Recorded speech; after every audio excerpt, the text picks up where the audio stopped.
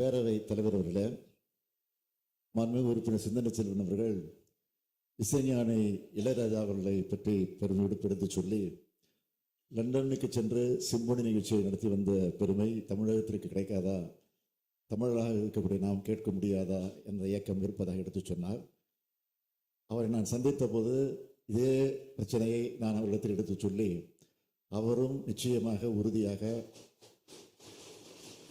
ஆனால் அங்கே லண்டனில் இருக்கக்கூடிய 400 பேரும் இங்கே அழைத்து வருவதென்றால் நினைத்த நேரத்தில் அழைத்து வந்துவிட முடியாது, கால அவகாசம் தேவைப்படுகிறது.